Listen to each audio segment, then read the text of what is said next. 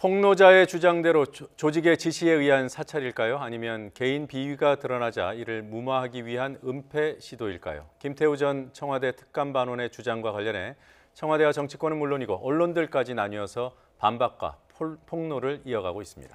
자유한국당은 이 문제를 끝까지 파헤쳐서 전국 주도권을 잡겠다는 심산이고 대응할 가치도 없는 사안이라고 했던 청와대와 민주당은 논란이 가라앉지 않자 전면 대응하겠다는 의지를 보였습니다. 네, 국민 여론은 어떻겠습니까? YTN이 리얼미터에 의뢰해서 알아본 결과 김태우 수사관의 행동 동기 어떻게 보는지 물어봤더니 앙심에 의한, 개인 비리를 덮기 위한 앙심에 의한 행동이라는 답이 조금 높았습니다. 오늘 더 여론 코너에서 좀 더 자세히 알아보죠. 이택수 리얼미터 대표 그리고 박시영 왠지코리아 컨설팅 부대표와 함께 얘기 나누겠습니다. 어서 오십시오. 안녕하세요. 안녕하세요. 네. 오늘 여론조사 결과 간단히 설명을 요약해드리면 개인적인 앙심에 의한 행동이다 43.3%, 그것이 아니라 내부 고발자로서의 양심적인 행동이다 31%, 그리고 모르겠다라고 응답하신 분들이 26%에 가까웠습니다. 이렇게 사찰이냐 아니냐를 물을 수도 있는데 저희가 행동의 동기가 뭔지를 먼저 물어봤습니다. 결과가 이렇게 나온 부분에 대해서 어떻게 예상하신 대로 나온 겁니까? 그러니까 저 예상은 좀 팽팽하지 않을까 싶었는데요. 네. 최근에 이제 대통령 지지율이 긍부정이 거의 붙었기 때문에 이 부분도 정치적인 쟁점이 되는 사안이라서 좀 긍부정, 앙심이냐 양심이냐 이 의견이 팽팽할 줄 알았는데 앙심이라는 의견이 조금 더 높게 나왔습니다. 43대 31이면 오차 범위를 넘는 수준이기 때문에 국민들이 모르겠다는 분들도 이제 25.7% 있긴 합니다만 조금 이제 이 문제를 인식한 분들은 개인적인 앙심, 이 조직의 이제 지시에 의한 것이냐 아니면 개인의 일탈에 의한 것이냐 뭐 이런 식으로 질문할 수 있었지만 일단은 국민들이 좀 이 부분이 어려운 사안일 수도 있기 때문에 조금 구체적인 워딩으로 저희가 물어본 건데요. 아무튼 앙심이라는 의견이 생각보다는 높게 나타났습니다. 저는 좀 엇비슷할 것이다라고 이렇게 좀 생각을 했었던 이유가 물론 이제 말씀하신 대로 국정지도 팽팽합니다. 그래서 찬반이 이제 엇비슷할 가능성도 있었지만 정권이 찍어낸 것은 아니다. 이런 비리 은폐 관련해서 그런 느낌이 좀 있었고 그 다음에 이제 전 정권에서 이 민간인 사찰 문제가 굉장히 도드라졌거든요. 그 부분에 대해서 국민들이 많이 훈련돼 있다, 학습돼 있다 이런 생각이 좀 들어서 그때 사안하고 좀 다르지 않을까 이렇게 국민들이 좀 다수는 바라볼 것이라고 생각해서 개인 비리를 은폐하기 위한 목적 이쪽이 좀 더 우세할 것으로 그렇게 생각을 했습니다. 이 결과를 좀 세부적으로 연령별, 각 당 지지층 혹은 뭐 지역별로 이렇게 좀 나눠서 봤을 때 눈에 띄는 부분이 있었습니까? 역시 아까 말씀드린 대로 이게 정치적으로 이미 쟁점화됐기 때문에 지정당별로나 뭐 이념성별로 보면 이 보역 간의 갈등이 확실히 드러난 것을 볼 수가 있는데요. 일단 보수층에서는 내부 고발 양심이라는 의견이 58.1%로 매우 높게 나타났습니다. 반면에 진보층에서는 조직에 대한 앙심이다, 개인적인 그런 앙심에 의한 일탈 행위다라는 의견이 64.5%로 매우 높았고요. 또 중도층도 41대 29 정도로 오차 범위를 약간 넘는 수준으로 앙심이다라는 표현이 의견이 높았습니다. 정의당 지지층에서는 71.7%가 앙심, 민주당 지지층에서는 68%가 앙심 됐고요. 반면에 자유한국당 지지층이나 바른미래당 지지층에서는 온도차가 있었습니다. 내부 고발에 의한 양심이다라는 표현이 한국당에서는 66.2%로 매우 높게 나타났고요. 바른미래당에서는 27% 정도로 나왔고 바른미래당이 27%대 15.3%로 12%포인트가량 내부 고발에 양심이라는 표현이 높긴 했습니다만 바른미래당은 이제 모르겠다는 응답이 매우 높게 나타나서 여하튼 진보 정당과 보수 정당 간의 입장차가 매우 뚜렷하게 나타났고 연령별로는 이제 30대, 40대, 50대에서 모두 그 앙심이라는 응답이 좀 높았고요. 반면에 60대에서는 그 양심이라는 표현이 더 높게 나타났습니다. 그러니까 이게 연령별로 보면 60대 이상하고 50대 이하하고 크게 대별됐습니다. 극명하게 갈리고 뭐 통상적인 보수, 진보 이런 구도에서 벗어나지 않은 결과네요. 그것도 특징적인 건 20대에서 잘 모르겠다 이런 응답이 30.7%로 상당히 높게 나왔습니다. 이게 비록 동기를 물었지만 응답에는 내용에 대한 평가도 반영돼 있지 않을까요? 네, 그렇게 보여집니다. 그러니까 이게 지금 굉장히 복잡한 이슈입니다. 네. 왜냐하면 언론이나 야당에서 이야기하는 걸 들어보면 또 끄덕끄덕거려지고 또 청와대가 조목조목 반박하는 내용을 들어보면 또 그게 맞는 것 같고 그래서 네. 판단을 하지 못하는 분들이 상당히 많았다. 왜냐하면 전체 25.7%, 10명 중에 한 100명 중에 25명 정도는 판단을 못하는 판단 유보층이었거든요. 예. 그만큼 이 이슈는 아직 해결된 이슈는 아닌 것 같고요. 진행 과정에 있다 이런 생각이 좀 듭니다. 그만큼 뭐 앞으로 언론 보도가 굉장히 중요하다 이렇게 볼 수도 있겠네요. 모르는 분들이 많으니까. 그렇습니다. 네. 그러니까 과거엔 박관천 사건과 비슷하다 이런 견해도 있습니다만 예. 박관천 사건 전에는 뭐 정윤회 씨 관련된 네. 의혹이 먼저 있은 다음에 박관천 사건이 이제 의혹이 불거졌는데 이 부분은 그 김태우 사관 본인에 대한 예. 과거 비위 행위에 대해서 불이익을 당했고 그 다음에 이제 나온 일이기 때문에 많은 국민들이 좀 개인적인 일탈로 보는 의견이 조금 더 다수로 나타난 것 같은데 예. 그 조금 전 말씀하셨던 것처럼 보수 정당과 진보 정당의 대변인들이 얘기하는 의견을 들어보면 이 얘기도 맞고 저 얘기도 맞는 듯한 그런 참 어려운 문제입니다. 그래서 예. 향후에 김태우 전 수사관이 어떤 추가 폭로를 할 것인지에 대해서 많은 국민들이 지금 귀를 기울이고 있고 예. 거기에 또 청와대가 어떻게 대응하느냐 예. 그 부분이 굉장히 중요할 것 같습니다. 그리고 또 한 가지는 이제 검찰에서 감찰을 하고 수사를 하게 돼 했죠. 있습니다. 네. 그래서 그 결과가 어떻게 나오는지 또 지켜봐야 할 것 같습니다. 또 한편에서는 김태우 수사관이 변호사를 선임했거든요. 네. 예. 그 얘기는 이제 수사 결과, 그러니까 재판에 염두를 두는 거거든요. 이게 재판 과정 염두에 두기 때문에 무차별적으로 폭로를 계속해 나가기에는 조금 부담을 느낄 것 같아요. 왜냐하면 본인이 작성한 것을 한국당 쪽에서 다 이렇게 이야기를 하지 않았습니까? 예. 제공을 했기 때문에 그렇게 많이 작성한 이유가 뭘까 저는 생각을 해봤는데 본인이 검찰로 돌아가서도 계속 승진, 5급 승진을 바랬다는 겁니다. 네. 그래서 내가 일을 많이 했다. 예. 이걸 좀 보여주기 위해서 뭐 기록을 많이 남긴 것 같아요. 근데 실제로는 청와대 그 위에 있는 분들한테 보고도 안 한 내용들도 상당히 많이 포함되어 있다는 걸 본다면 그분이 아마 이게 그 승진에 대한 네. 진념 이런 게 굉장히 강했던 것 같고 그것이 또 일탈로 이어져서 네. 비리행위로 적발되지 않았나 그렇게 네, 생각이 듭니다. 서울 창조혁신센터장과 관련된 그 감찰 의혹, 사찰 의혹 그 근거라고 한국당이 제시한 문건이 김태우 씨가 직접 이제 네. 승진 심사용으로 작성한 문건이었다고 네. 하더군요. 그리고 또 앵커님께서는 민간인 사찰 이거 잘 알지 않았습니까? 과거 정권에 당하지 않으셨나요? 이번 말씀을. 사건하고 좀 비교해 보면 어떤 느낌이 드나요? 좀 차이가 있습니까? 저는 피해자 사찰이라면 피해자가 있고 사찰 사실이 드러나면 피해자들이 입장을 갖기 마련인데 왜 피해자들이 가만히 있는지 모르겠어요. 아, 그 차이가 있군요. 예, 저는 보통 근데 이제 민간인 사찰하면 예, 어쨌든 권력기관의 지시에 의해서 해야 하고요. 네. 정치적 의도가 있어야 하고 네, 정부 정책에 반대하거나 특정인을 지목해서 불법 사찰을 하지 않습니까? 예. 미행도 하고 도감청도 하고 뭐 이렇게 집요하고 지속적으로 하는데 그런 사안 치고는 지금 말씀하신 대로 거론됐던 인물들이 그런 내가 피해봤다 이런 것들이 나서지 않고 있기 때문에 좀 예. 차이는 있어 보입니다.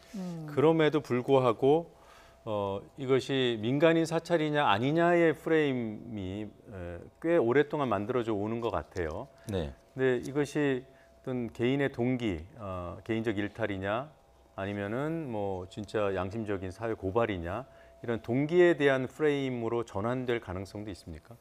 지금 이제 민주당이나 뭐 청와대 입장에서는 예. 당연히 그런 식의 접근을 할 것이고요. 예. 지금까지는 사실 당청이 굉장히 수색에 몰렸었죠. 나경원 원내대표가 취임 직후에 이 107개의 파일을 보여주면서 이제 민간인 사찰이라고 주장을 했고 많은 보수층의 유권자들은 당연히 그럴 수 있다라고 이제 예. 봤고요. 뭐 그랬기 때문에 최근에 한국당 지지율이 조금 오르거나 보수층이 좀 결집하는 네. 그래서 이제 대통령 지지율도 좀 떨어지는 모습이 나타나고 있는데요. 지금은 어떻게 보면 지금까지는 뭐 조국 민정수석도 그렇고 지금까지는 관망 상태였다고 보는 게 맞을 것 같습니다. 적극적으로 이제 대응하기보다는 갑작스러운 김태호 전 수사관의 공세 때문에 조금 흔들리는 모습을 보였었는데 향후에 이제 당청이 이 개인적인 일탈 또 동기 부분과 관련해서 여러 가지 문제 제기를 했을 경우에는 또 검찰의 수사도 계속 이루어질 경우에는 지금 잘 모르겠다는 응답 한 25%가 어떻게 입장을 정할지가 결정이 될 것이고 여론이 만약에 오늘 이제 여론조사 결과와 마찬가지로 그 개인적인 앙심에 의한 것으로 해서 방금 말씀하셨던 것처럼 어떻게 보면 피해자가 없고 정치적인 의도가 없는 것으로 결과가 나타난다고 하면은 오히려 이게 당청에 도움될 수도 있는 것이고요. 만약에 추가적인 폭로가 또 고위 당청 인사들과 관련된 또 인사 문제, 경제 문제 등과 관련된 또 실질적인 팩트가 있다라고 하면은 또 당청에 역풍이 불 수도 있는 거고 앞으로 남은 변수가 중요한데 오늘 이제 김태우 전 수사관의 언론 인터뷰를 보니까 뭐 섭섭하다, 분노 뭐 이런 표현이 혼재가 돼 있습니다. 그래서 개인적으로 어떻게 보면 청와대까지 올라갔다는 거는 굉장히 본인이 어떤 명예스럽게 또 이 향후에 공직을 좀 수행할 것이라는 기대가 있었을 텐데 갑자기 거기서 이제 배제가 됐기 때문에 좀 개인적으로는 섭섭한 부분도 분명히 있는 것이고 또 분노도 표현이 돼 있는 것이고 그래서 향후에 이제 검찰 수사 과정에서 어떻게 진행될지 본인의 입장 변화에 따라서 당청 지지 좀 변화가 있을 것 같습니다. 네, 김태우 수사관의 동기가 의심을 받는 상황에서 조국 수석의 SNS에 글을 남겼습니다. 저희가 그걸 그래픽으로 준비를 해봤는데 함께 좀 보면서 얘기를 나눠보겠습니다. 고심 끝에 민정수석직을 수락했습니다. 능력 부족이지만 최대한 해보겠습니다. 여기저기서 두들겨 맞겠지만 맞으며 가겠습니다. 라면서 정면 돌파 의지를 피력했는데 조 수석의 이런 대응이 여론전에 어떻게 통하게 될까요? 저는 뭐 조국 수석이 저렇게 이야기한 부분이 국민 여론에 뭐 이렇게 큰 영향을 미칠 것 같지는 않고요. 왜냐하면 저는 이제 찬반의 태도가 조 수석 때문에 뭐 이렇게 막 움직일 것 같지는 않습니다. 다만 조국 수석이 갖고 있는 어떤 상징성, 대중성이 있고요. 특히 최근에 이제 그 사법 적폐에 대한 국민적인 분노, 불만 이런 것들이 굉장히 고조돼 있기 때문에 사법 적폐나 검찰 개혁에 대해서 상당히 전문가다 이런 어떤 이미지를 갖고 있는 조국 수석이기 때문에 조국 수석이 책임지고 물러나야 한다 야당이 주장하지만 그것에 동의하는 국민이 절반 이상은 넘을 것 같지는 않고요. 그 때문에 저렇게 나올 수밖에 없고 또 이제 이인걸 특감반장이 이제 사표를 제출했거든요. 그 관리 책임으로 했기 때문에 조국 수석까지 사퇴를 촉구하는 것 이것이 큰 여론을 형성하기는 어려워 보입니다. 저렇게 조국 수석이 정면 돌파 의지를 뭐 SNS지만 이렇게 공개적으로 표명했단 말이에요. 그게 뭔가 김태우 씨의 카드를 이미 다 알고 있다 이렇게 해석할 여지가 있습니까? 이미 이제 김태우 씨가 폭로했던 것은 한번 다 보지 않았습니까? 파일들이 뭐가 있었고 뭐 추가로 그러니까 있을 수도 있잖아요. 추가로 나올 수 있는 거는 제가 볼 때 그런 파일보다는 반부패 비서관실에서 뭐 여러 가지 수사관들이 여러 명이 있을 테니까 그분들이 했던 일들 뭐 이런 거 가지고 이제 폭로를 할 수는 있을 텐데 만약 인지를 하고 있다면 뭐 큰 게 없을 거다. 그리고 과정이 자기들이 청와대 입장에서는 관리에 있어서 좀 책임성은 있지만 의도를 가지고 지시하거나 이런 건 아니기 때문에 비리 행위를 뭔가 이 방조했거나 지시했거나 이런 게 없기 때문에 정면 대응의 기조로 좀 나가는 게 아닌가 그렇게 싶습니다. 상황이 어떻게 흘러가든 후폭풍이 만만치 않을 것으로 보이는데요. 상황이 어떻게 전개되는지는 계속 좀 지켜볼 필요가 있어 보입니다. 이 상황이 문재인 대통령의 지지율에 또 어떤 영향을 끼쳤을지 이런 부분들도 한번 짚어보겠습니다. 먼저 문재인 대통령의 12월 3주차 지지율 함께 좀 살펴보겠습니다.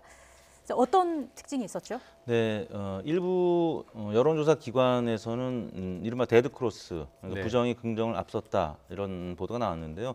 리얼미터 주간 집계 결과 오늘 발표한 것이 47대 46, 뭐 사실상 긍부정이 붙었다 이렇게 봐야 될 것 같은데요. 일간으로는 지난주에 수요일 날 실제 46.3 부정, 또 46.2 긍정으로 0.1%포인트 부정이 높긴 했습니다. 근데 이제 주간 단위로 일간 단위로는 그렇고요. 주간 단위로는 뭐 1%포인트긴 합니다만 긍정이 높은 상황인데요. 주 중반까지는 김태우 전 수사관 관련된 언론 보도량이 매우 많았습니다. 그래서 수요일 날은 이제 어떤 일이 있었냐면 청와대가 김태우 전 수사관을 공무상 비밀 누설 혐의로 고발했던 날인데요. 그날 이제 아무튼 부정이 거의 긍정과 이제 같은 수치를 나타냈고요. 다만 이제 목요일, 금요일 날은 자영업 성장 혁신 종합 대책이 발표가 됐고 또 2차 북미 정상회담 내년 초 기대한다는 미국 폼페이오 국무장관의 언론 인터뷰, 또 남북 철도 대북 제재 예외, 대북 인도적 지원 허용 뭐 이런 한미 워킹그룹 2차 회의 소식이 전해지면서 금요일 날은 조금 반등을 했습니다. 48.1%까지 올랐기 때문에 리얼미터 조사에서는 아직까지는 굉장히 1%포인트 높은 상황으로 나타났습니다. 그러니까 지지율이 좀 소폭 하락하는 흐름은 맞지만 전체적으로 보면 횡보세를 유지하고 있다. 이렇게 좀 보는 게 맞을 것 같고요. 아까 이제 부동산 대책들 신도시 3기 이 조성한다. 이게 이제 목요일 날 발표가 됐고 수요일 날이죠. 수요일 날 발표가 됐고 20일 날 자영업 종합 대책이 발표가 됐는데 그런 것들이 좀 긍정적인 영향을 미친 것 같고요. 부정적인 측면에서는 연이어 계속 사건 사고들이 많아지고 있고 김태우 사건 이런 것들이 또 부정적 요인으로 작동한 것 같습니다. 지금 사건 사고가 꽤 많아요. 또 안 좋은 사고, 생명을 잃게 되는 사고 이런 것들이 많은 상황 속에서 횡보를 보이는 건 어떻게 볼 수 있습니까? 뭐 악재들이 여러 건 나왔죠. 그래서 이제 대통령 지지율에는 직접적인 연관성이 당장은 없더라도 대통령 지지율은 뭐 그럴 때마다 하락해왔던 게 사실이고요. 그리고 이제 김태우 사관 소식도 계속 앞으로 이어질 테고 또 조국 수석이 이제 국회에 나오느냐 마느냐 지금 이제 맞으면서 가겠다고 이제 강경 대응 입장을 간접적으로 표명을 했습니다만 보수정당에서는 국회로 나오라는 얘기거든요. 근데 또 이 나가서 토론을 하고 반론을 제시할 수는 있겠습니다만 또 그거 자체가 또 큰 이슈로 부각시키는 효과가 있기 때문에 아마 청와대는 굉장히 조심스러울 겁니다. 그래서 이 부분이 어떻게 될지는 지켜봐야 될 것 같고요. 또 하나는 이제 연말에 예상됐던 김정은 위원장의 방남 소식이 아직까지는 지금 조용한 가운데 있고 내년 초에 만약에 다시 그게 재론이 될 경우에는 김정은 위원장의 방남 소식 때문에 또 반등할 가능성도 있거든요. 조금 지켜봐야 될 것 같습니다. 그러니까 최근에 긍정적인 포인트는 청와대 입장에서 볼 때는 대통령이 경제 민생에 대해서 좀 과거보다는 주력한다, 신경을 쓴다 이런 이미지가 좀 전달된 측면이 있습니다. 그런 측면 때문에 아까 악재를 막아내는 힘이 그런 측면이 있어서 횡보세를 유지하고 있다 이렇게 볼 수 있죠. 지금 뭐 그래도 특감반 논란이 쉽게 수그러들 것 같지는 않고요. 그것이 대통령에게는 계속 악재로 유지되겠죠. 그럼에도 불구하고 지금 여론 지형에서 한국당 등이 요구하고 있는 국회 운영위원회라든가 이런 뭔가 청와대 주요 인사들이 국회로 불려 나오는 상황, 이걸 민주당이나 청와대가 막아낼 수 있을 것 같습니까? 그런 악재도 있지만요. 지금 유치원 3법에 대해서 한국당이 협조를 하지 않았지 않습니까? 반대하는 입장 아닙니까? 박용진 3법에 대해서. 이런 것들이 여러 가지가 지금 같이 맞물려 있기 때문에 김태우 사건 하나만 있는 게 아니어서 제가 볼 때는 상당 기간은 지금 제가 볼 때 횡보세를 유지할 가능성이 좀 더 크다. 저는 좀 그렇게 보고 있습니다. 이런 상황 속에서 청와대가 국회에서 불러도 안 나가고 국회 운영이 거부하고 이럴 어떤 힘을 갖고 있다고 보시는지요? 조금 전에 말씀드린 것처럼 이제 국회에 나갔을 때보다 이 간접적으로 나가지 않고 대응하는 것이 더 낫다고 판단할 수도 있습니다. 왜냐하면 조국 수석이 국회에 나가서 한국당 의원들과 정면 대결하면 그건 그야말로 핫 이슈거든요. 주요 뉴스에 아마 주요 화면으로 장식이 될 텐데요. 조국 수석이 아마 그것은 바라지 않을 것 같고 간접적인 표명을 통해서 반론을 제시할 가능성이 있습니다. 물론 이제 한국당에서는 나오지 않는 것에 대해서 굉장히 문제제기를 할 텐데 그 외에도 여러 현안들이 있기 때문에 제가 봤을 때는 이 문제로 인해서 대통령 지지율이 뭐 크게 오르거나 또 떨어지거나 하지 않을 것 같다는 생각이 듭니다. 한 가지 이번 주에 나올 것으로 예상되고 있는 그 김태우 씨에 대한 수사 결과, 감찰 결과 이 내용이 만약에 비리 혐의가 좀 더 구체적으로 적시가 되면 지금 이 특감반 공방 상황은 좀 상황이 바뀔 수 있을까요? 바뀔 수 있죠. 그러니까 야당에서는 지금 유일한 소스는 김태우 씨가 작성한 내용 아니면 언론에 이야기한 내용을 그대로 주장하고 있거든요. 그 해명하라. 그다음에 국정감사 막 이런 것들을 요구하고 있는데 만약에 그게 자기의 비리를 은폐하기 위한 은폐하기 위한 목적이었다라는 게 좀 분명하게 드러난다면 야당이 좀 곤혹스러운 처지에 몰릴 수도 있죠. 그러니까 지금 상황은 이번 주로 예상되는 그 감찰 결과 발표 지켜보면서 특감반 논란을 지켜봐야 될 것 같습니다. 자, 오늘은 여기서 마무리하고 다음 주에는 이제 마지막 순서니까 그 2018년 정리하고 또 2019년을 맞이하는 그런 주제를 준비해 보도록 하겠습니다. 두 분 고맙습니다. 감사합니다.